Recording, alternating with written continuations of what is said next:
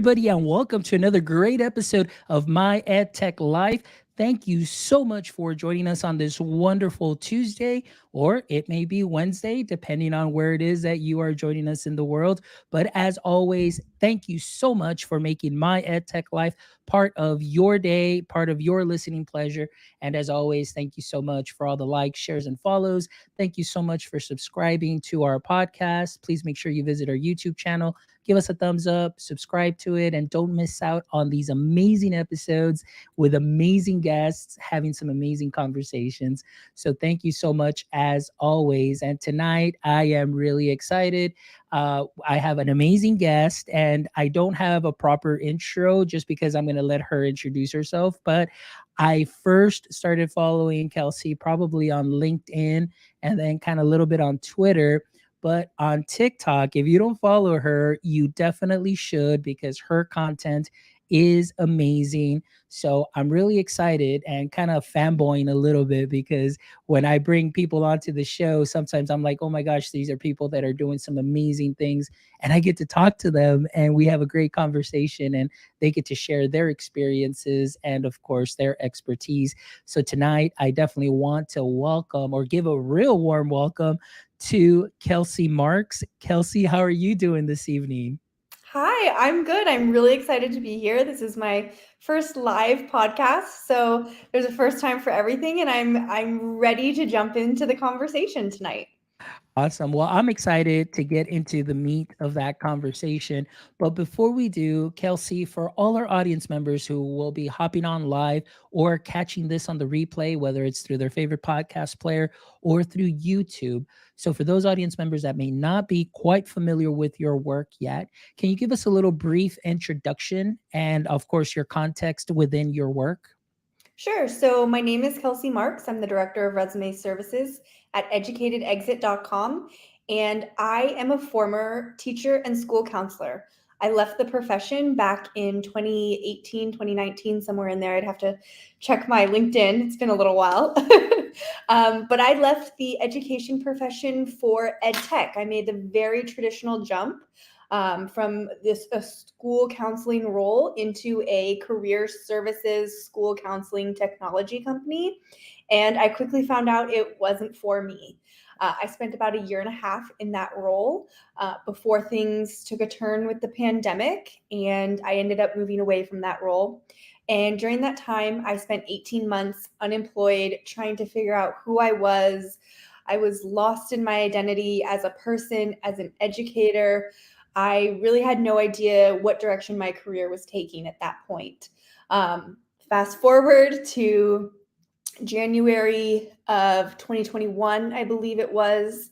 I made a post on LinkedIn. That post went fairly viral. I got about 80,000 views at the time, which at the time that was a lot for me. And I met my now boss and our CEO, Chris McLean, through that comments and those posts. And he introduced me to the career coaching space. He approached me and brought me onto his career coaching team. And together we have built the Educated Exit brand. Wow, that is great. And again, seriously, I have been popping in the link already. Make sure you connect with Kelsey on all socials. You'll see that in the show notes, but I have just been putting in her Twitter, but also on LinkedIn. Make sure that you do follow and also make sure that you follow Chris because they put out some great content on the daily on LinkedIn. And of course, Kelsey also on TikTok. So before we get into this a little bit more, Kelsey, I want to talk to you. As you know, and through your experience, you see a plethora of educators that are coming and seeking your services. Mm-hmm. Through your experience, what is maybe the current trend that you may be seeing from educators that are trying to transition from education into a different career path? Has there been something that really sticks out to you? I would say right now the most alarming thing that is sticking out to me is the number of kind of scam per se career coaches that are passing themselves off as teacher career coaches. About 78% of our clients on any given day come from us after unsuccessfully using other career coaches. And that is something that really weighs heavily on my soul just because you know, I've been in that position. I know how hard it is to hire somebody. I've been there, I've done that, and to feel like you haven't gotten everything that you were promised or that you're not seeing results, like that's just a really uncomfortable place to be in. And I would say that's kind of the most standout alarming trend that we're seeing right now. But I would say the second most common trend that we are seeing is the younger teachers. So teachers more in the elementary grades. As opposed to the middle school, high school grades. I see so many more elementary school teachers than I do the older grades, like I said.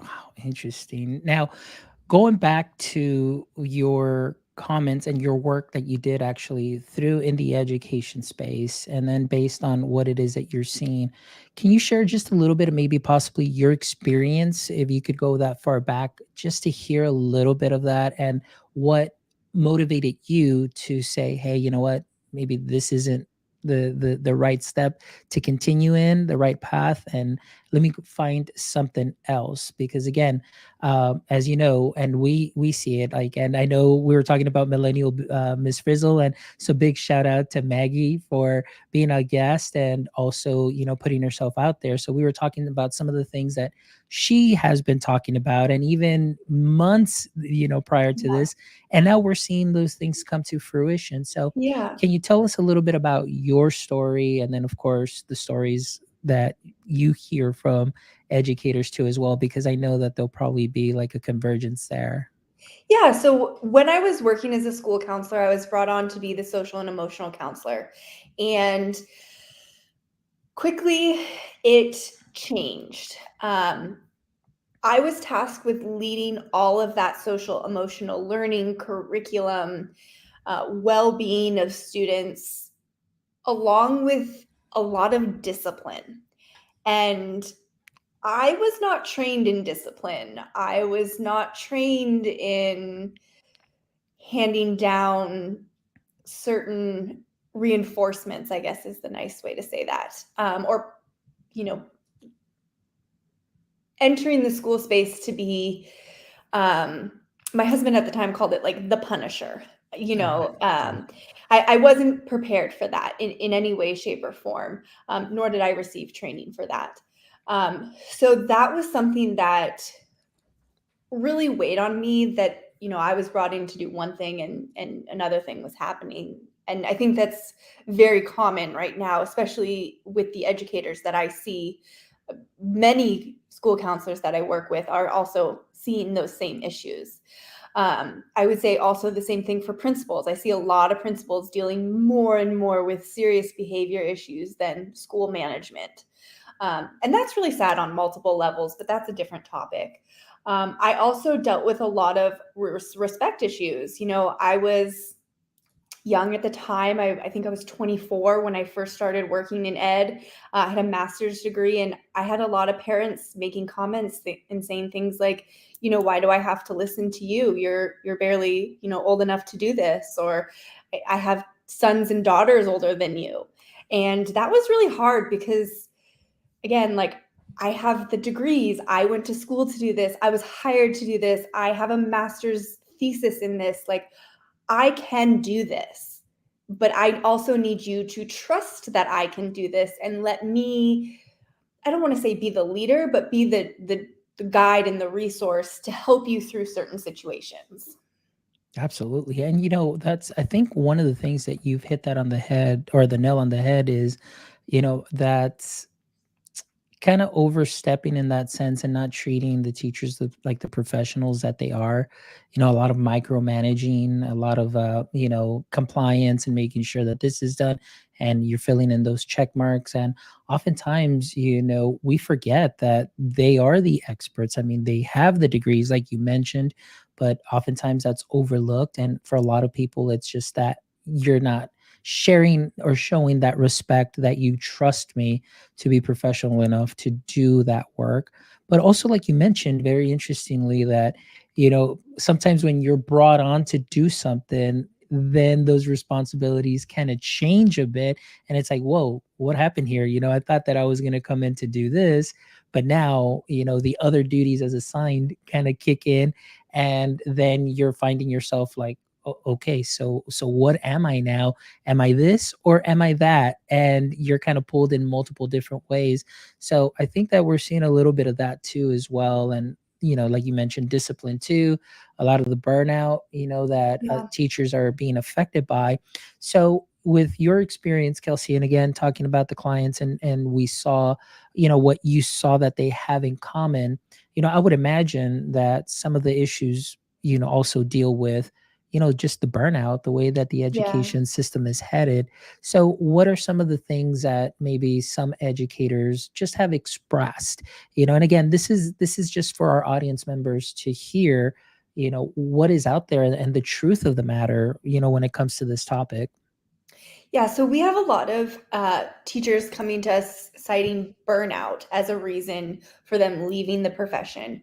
However, when we dig deep in our one on one coaching sessions, there are burnout encompasses a lot.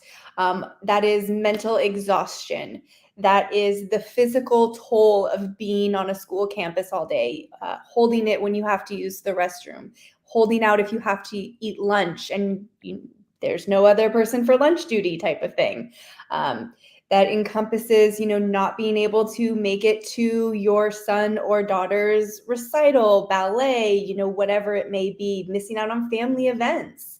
That encompasses just the emotional stress that a educator takes on, because you do experience trauma as an educator, whether that's from being in the classroom and seeing certain things or through things that are expressed to you. And another thing is, lack of flexibility. We work in a day and age where, work is changing rapidly.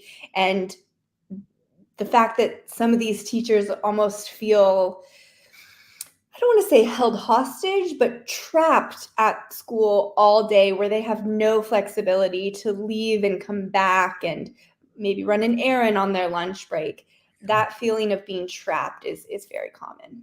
Yeah, yeah, and I would imagine so. And again, interestingly, it's very what we saw. Obviously, when schools shut down, that transition from brick and mortar then to virtual, and it's almost, and I'm just going to share my experience. It's almost that like when we came back, for some reason it's almost like our eyes opened up to things that maybe we had never seen before, or maybe we never thought too much of, because it was like, oh, this is, oh, common practice and so on. Yeah. And then when you come back, it's almost like, whoa, like you come back with a heightened sense of just vision, hearing everything, because you've been apart for a while, and then you're like, well, wait a minute, like this is interesting. This is this the way it's supposed to be? And then you start kind of questioning things a little bit and say, is it really this the correct direction? Is this the way that things should be done?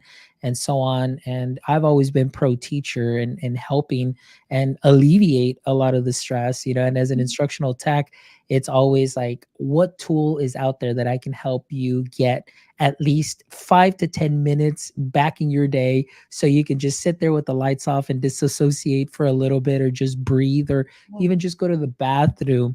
Yeah. That to me is a win. But thinking like, even my mentality of, if I can give you 5 minutes just to go to the bathroom, I'm like, wow, like is that really the conversations that we're Yeah. having? So it's very interesting, what we're experiencing right now. So again, going back to now your current work, can you tell us a little bit more just about that story now, how you transitioned and met Chris, and Yeah. then obviously started, going full on with the work that you're doing, Yeah. which is amazing, by the way. And again, I'm Thank going to you. tell all my audience members, please make sure you follow Kelsi and follow her on all socials, but especially on TikTok, because she has an amazing account that is nothing but truth, every single post for sure. Thank you. Yeah. So I met Chris in January of 2021, and I posted on LinkedIn out of sheer just frustration. I was frustrated where I was in my career. I was really lost. Like, I was lost as a person, as an educator. Like, I didn't know should I continue with EdTech? Like, should I continue with that journey that I was on? At the time, there was, still a good amount of, options in that area, I should say, because pandemic was still top of mind for many people. But I also had this kind of internal struggle where I thought, hey, like, they need people at schools right now. Should I go back into education? Like, am I needed? Like, should I do this? Should I take the risk and try and go back? And like I said, I just posted on LinkedIn really out of frustration. I was at a crossroads where I had been applying for jobs a lot. I applied to probably over 100 jobs, and I either wasn't advancing in interviews, or I found a reason not to accept the job. The job was paying too low, whatever it may be. And I just posted out of sheer frustration, like, what the heck? What's going on with the employer market? What's going on with the job search market?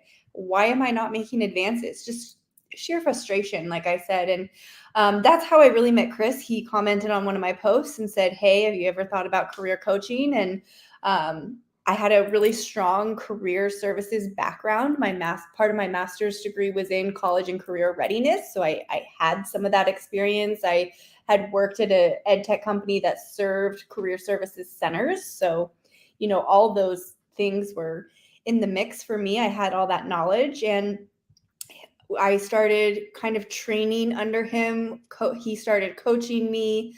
I validated many of his coaching strategies. So I used every strategy that we teach. I validated it. I went on interviews and I validated it. I went through the entire process before I ever came on the team.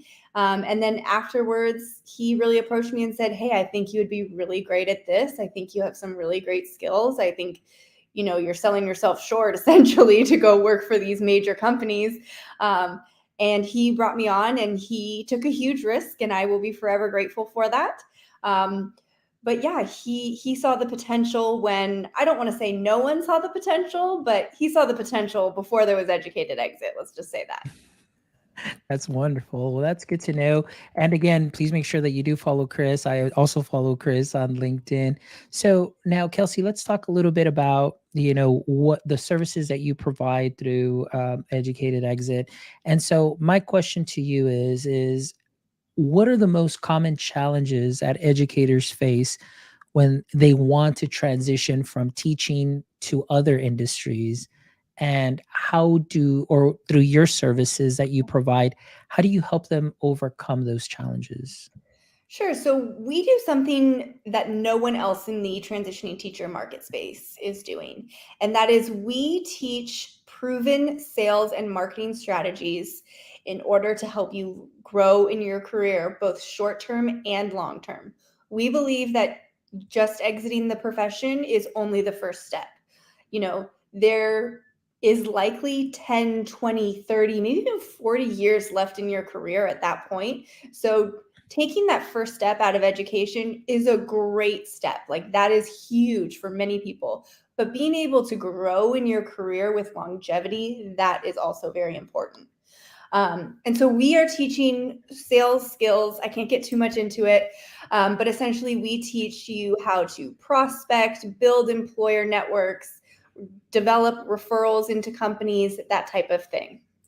Excellent. Now, you mentioned something that I'm a huge fan of, and you said that word because it resonates with me, because for me, it's all about networking. Yeah. So, as far as some advice on networking that you could just share with some teachers that, maybe they are thinking about that, they see themselves on Twitter, they do Twitter, but it's more of like education based Twitter. What would be some of the recommendations for somebody that maybe is out there and thinking about transitioning into a different career, how to hop into possibly a different network that they may not be accustomed to? Sure. So I would say for any educator, even if you're just kind of toying with the idea of leaving the profession, I would say the biggest thing right now is you need to get on LinkedIn. LinkedIn is the largest professional networking site out there, and there's literally thousands of people. That's how I found my job. That's how hundreds of our clients have found jobs. If you are already on LinkedIn and you've developed a profile, your profile is clear, make sure you have a professional photo of yourself, it meets all the professional criteria boxes. Um, Next thing I would do is start connecting with 3 types of people. That would be people who can help you reach your goals. So, people like myself, people like yourself, people like our CEO, Chris McLean, those types of people. The next type of person I would connect with would be people who hold the role in which you want to transition into. So, those are your customer success professionals, those are your instructional designers, those are your project managers, that type of thing. And the third that I would recommend would be to be the smallest portion of your network, but other teachers looking to make a career change. Now, I highly recommend that is the smallest portion of your network, because what will happen is that you will get into kind of like a, we call it the LinkedIn merry-go-round, where you're just kind of posting motivational content or water cooler complaining content, and there's always a time and a place for that content. But if you're really serious about jumping into other networks or other circles of professionals, you really need to be focusing on the first 2 that I mentioned. Excellent. Well, that's definitely good to know as far as building that, because I know for a lot of educators, it's almost just sometimes it can be very paralyzing of where to start. Like, I know I need to do something, but where do I start? And then Yeah. oftentimes they think, well, no, I'm not good enough for that, or I'm not good enough, which kind of brings me to my next question, Yeah. if I may, which would be talking about uh, educators or teachers and some of the transferable skills that they do have that can help them find another, another career or another job. So I don't know about you, but I feel like sometimes many teachers may undersell themselves and Yes. maybe aren't sure because they look at LinkedIn and they may see a job description and you're like, oh man, those are like really fancy words and Yes. doing all of this, but this is what I do, and how does this match up? So Kelsey, if you don't mind sharing just maybe just some insight or maybe just a couple of hot tips for some teachers that may be just a little overwhelmed and paralyzed with that aspect. Sure. So, if in terms of your transferable skills, I always tell people, like, hey, you have more than you think. And in terms of kind of diving deep into your transferable skill set, what we do at Educated Exit is we ask people to start evaluating their workplace values. So, that is, what type of work do you enjoy? What type of work do you not enjoy? What type of work are you good at? What type of work are you not good at?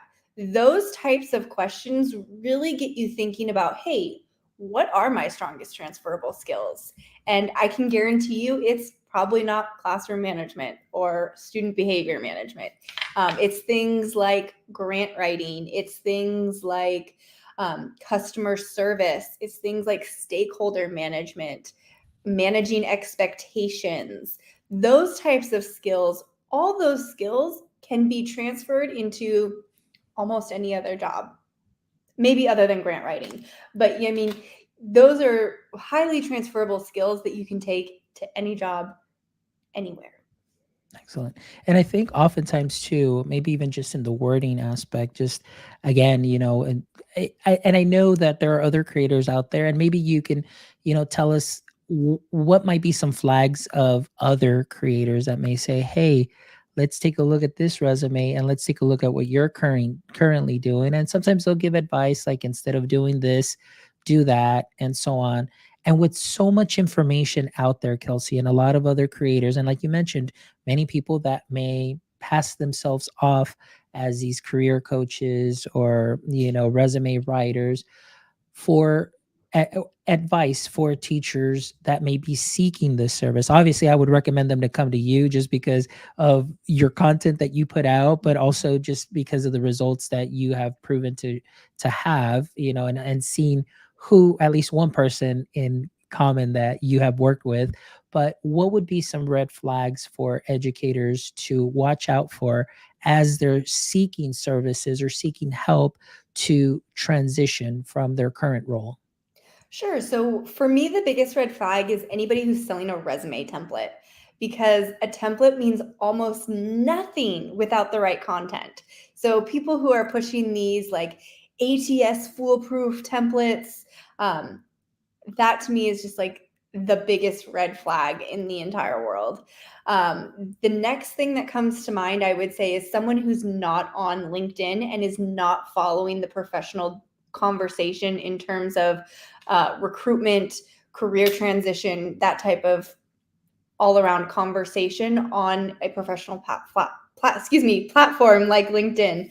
If somebody's not on LinkedIn and yet they're trying to sell resume templates or coaching services, again, that would be another big red flag for me. I would say my third and final red flag is somebody who has never worked with a transitioning teacher population before. One of the biggest things I hear from the transitioning teacher population is when they've used other coaches, they say, "Oh, well, they were on Instagram," or "Oh, they were on TikTok, and they say they're so and so, and they say they're so and so." And I flat out ask. I say, "Do you know if they've ever worked with the transitioning teacher population before?" And oftentimes the answer is no. So if you're not understanding what's happening in the landscape, it's really hard to advise on where to go next. Okay, that's interesting. So I hope that all our audience members are, taking some notes, and I know that you'll be catching this on the replay. So some really sound advice. Obviously we talked about networking, talking about, obviously resume, people that you're working with as far as coaching, and just those experiences, like you mentioned, for educators. So my next question is, I guess maybe the one question um, that maybe teachers find hard answering. So my next question to you is, for educators that are on the fence Yeah. as far as transitioning out of teaching, what advice would you give them, and how can they determine if it's the right time for change based on your experience? Yeah. So what I will say is this. Um, I'm really, really honest with my own career transition. It was hard, it was emotional, and it took a long time to get to where I am. I now have a director level role, but with some fairly good flexibility. I work from home, I make my own hours, that type of thing, but that's not going to happen overnight, right? Um, and you need to know that going in, and you need to have some very realistic expectations. I on LinkedIn try to always provide blunt, but honest and open conversation to the fact that the transitioning process usually takes 3 to 6 months. So if you're really committed to the process, like just know 3 to 6 months is the average. It could take shorter, it could take longer. I've seen it take 8 months. I've also seen it take 30 days. So just you have to be open minded to that. The next piece of advice I would follow or take for myself if I was back in that position is I would really know your options before. So before you just, willy nilly accept any job outside of education, I would understand what your retirement benefits look like, understand how you roll that over, understand what happens to that. I often have teachers coming to me and asking me those questions. I am not a financial advisor. I don't know the answers to those things. I highly recommend that you seek that professional help somewhere else. But know the answers to those questions. My next thing is understand the job market. Have a conversation with somebody outside of education, somebody who maybe you already know, like through church or through a family friend. Like, what is the job market like right now? Are people getting hired? Or I've heard about layoffs, that type of thing. Understand kind of where you are at in terms of expectations. Excellent. Well, that's good to know.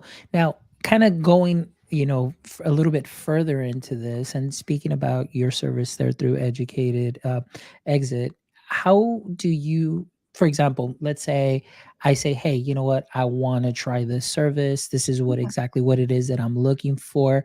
So, what, if you can, with as much as you can share, just again, so our audience members know exactly what they would be getting into as far as getting that additional help and support to transitioning, what support is provided to ensure just kind of like that smooth transition that I guess maybe within the coaching process and in the Yeah. steps, can you tell us just a little bit about that?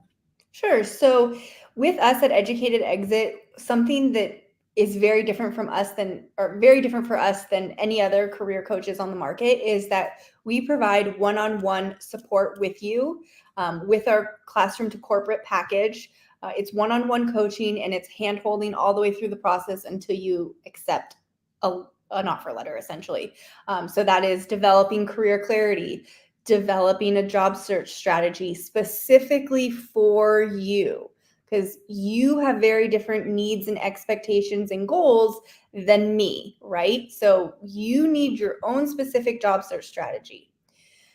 So we develop that with them. We train them on how to use uh, job search as a sales methodology that I talked about earlier.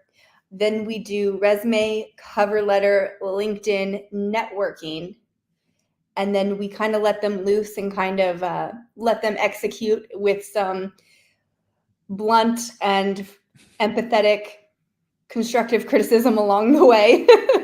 And from there, we are essentially there to hold their hand every step of the way until an offer is accepted. So if you need a second resume, if you need a second cover letter, if you need interview coaching, if you need anything along those lines, with our classroom to corporate package, it is literally from the beginning to the end, we are there for you.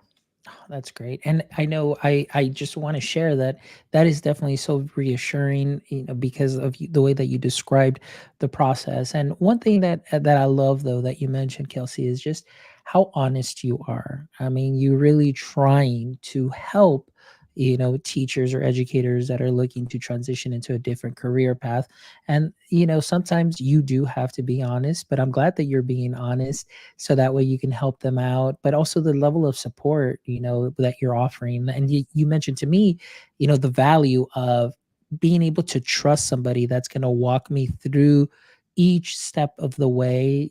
So talk about having that, not only like professional support, but that personal relationship as you go through. And I think that's great. So for any educators that are out there, definitely check out the services that are offered through Educated Exit. So, kind of wrapping up a little bit here as we're getting closer to the end of the show, my question to you is the following. Many educators, I know that they may come to you maybe with less than 5 years of experience Yeah. teaching, maybe with more than 5 years of experience teaching. So I want to talk maybe about those that have been in the teaching profession a little bit longer. And as you know, Yeah. many times their identity, it's a Yes. teacher, their identity. So what are some ways that you help, with that identity shift? Or maybe, well, let me ask you maybe a two-parter, right? The way that you help, but maybe through your experience, has it been difficult in what you've seen, like for teachers to kind of let go of that identity after they've done it for so long? So, what I can say about that subject is I was in the profession for 5 years, and I've been out of the profession now for 3 years.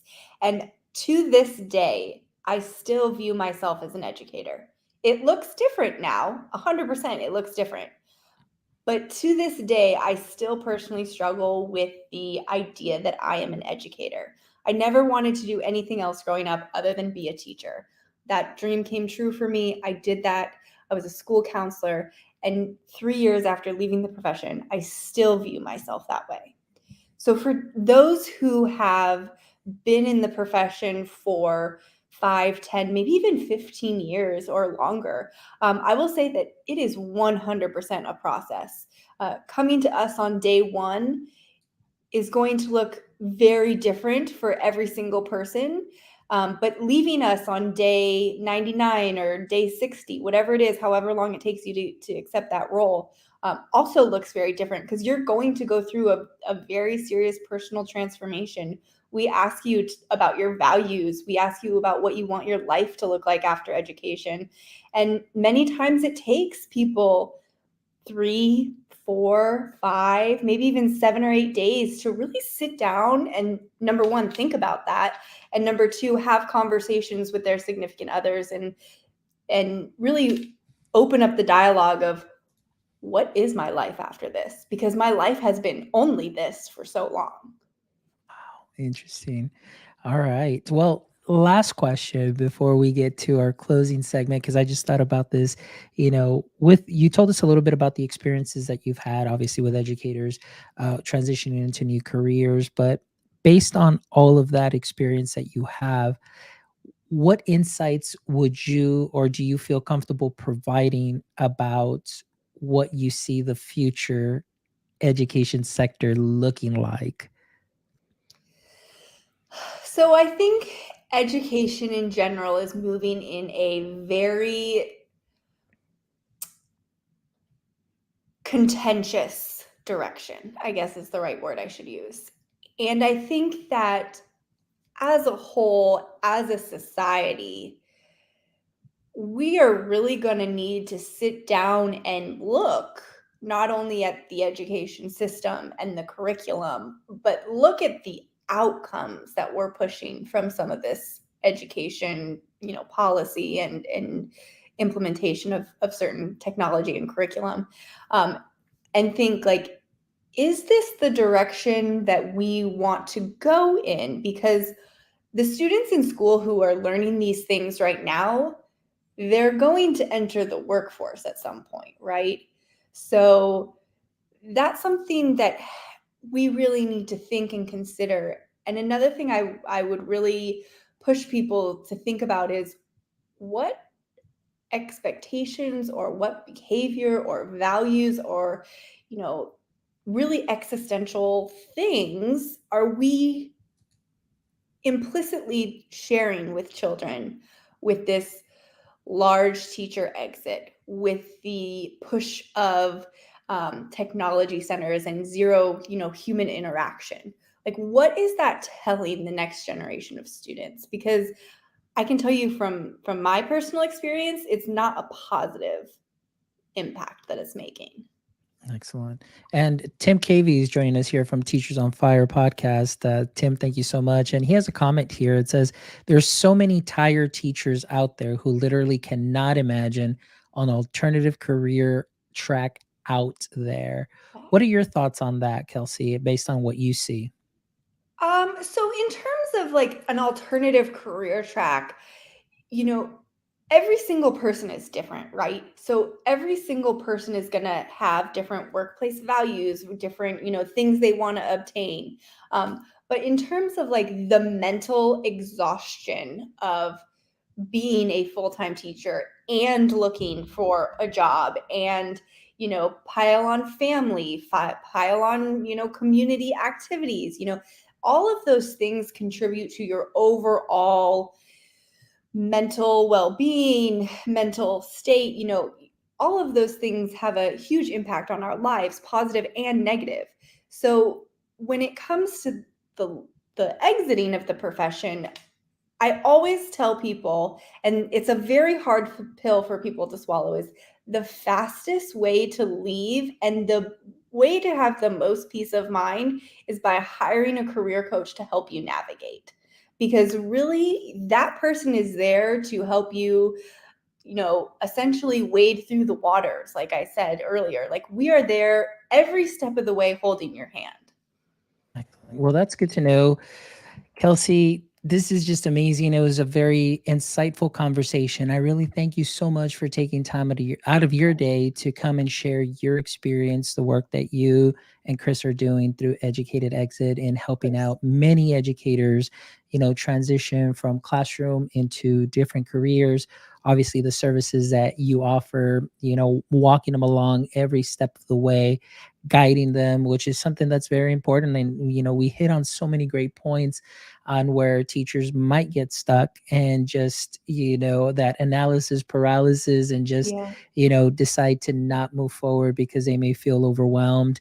So big shout out again, thank you so much, Tim here says, interesting, that sounds like a really helpful service. I don't think the average teacher knows that a career coach is even a thing. So, yep, it sure is. And I definitely, again, I know I've been saying it throughout the show. Please make sure that you follow Kelsi. She's got great content on LinkedIn, on TikTok. She is on Twitter too. And Chris also on LinkedIn. I'm not sure Chris is on TikTok, is he? No, he's not on No. TikTok. I'm representing the brand on TikTok right now. Perfect. Excellent. So I definitely recommend that you follow Kelsi because like her videos are awesome. And I get every time I get a notification that she put something up, I'm like, wow, this is amazing. But again, she's being very honest too as well, but also making herself available to show you what can be done and the work that Chris and her are doing through Educated Exit. So please make sure that you give them a follow. All right. Well, it's time for our last segment, Kelsi. So hopefully you're ready. I know I shared the questions with you earlier today. So again, we'll just go over those three questions. We kind of end the show just kind of on a little lighter note. And this Sure. segment is sponsored by Alongside.care. Alongside.care. So thank you, Alongside.care, for partnering up here with us at My EdTech Life. And if you want to know a little bit more of what Alongside.care does, make sure you check them out on the website. And they offer tier one support and that does not place additional burdens on faculty and staff, such as counselors. So it is a great app that students can go ahead and open up and get some additional supports for what they need at any time through any device. So please make sure that you check out Alongside.care. All right, Kelsi, here we go. Last three questions of the show. So, question number one, again, we all know Superman. He's a superhero, and many times all our favorite superheroes have a slight weakness. And in this case, Superman's weakness was that kryptonite that kind of weakened him.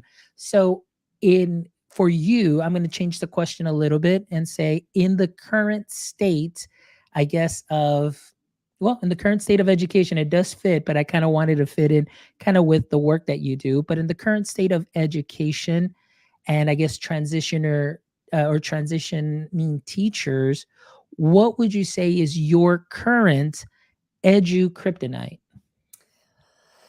Um, I would say it is um, really long resumes. Your resume should be a one-page marketing document. It should have only the highlights of your career. I see so many educators putting three-page resumes together of information going back to the year they graduated high school. It's not relevant. One page, that's all you need. There you go. Great advice. Definitely for sure. All right. Question number two, Kelsi, is if you could have a billboard with anything on it, what would it be and why?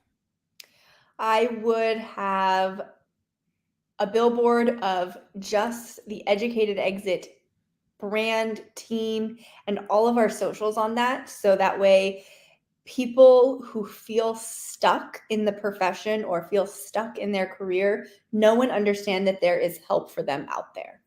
Nice. Good. I can definitely see that. And then maybe with a QR code. So as people drive by, they can scan that code or just take a Oh, yeah, that's picture a good idea. and then that'll be great. But yeah, obviously the website would work out well too, is there as well. All right. And the last question, Kelsi, is if you can turn one of your hobbies or maybe favorite activities into a full-time profession, what would it be? Oh man, I am really diving deep right now into the content creation side of Educated Exit. So if I could turn the Educated Exit brand into full-time content creation for myself and the team, and alongside writing the resumes and providing that help, doing some type of hand-in-hand work, that would be the ultimate goal right now. Awesome. Well, that's great. And I must say, again, you do a great job at the content creation on TikTok. So, again, please make sure that you follow Kelsi on TikTok because you will get a laugh. You're going to get some truth, but you're going to get, yeah, like I said, you're going to get a laugh. You're going to get some truth, but you're also going to get some really honest help. So, please make sure that you check out her account. Make sure that you visit Educated Exit as well and make sure that you'll follow Chris. And I'll actually add Chris's Yeah. handle on LinkedIn too. That'll be in the show notes. So that way, any of our audience members that are going to be catching this on the replay or listening to the show later on, they can get all that information.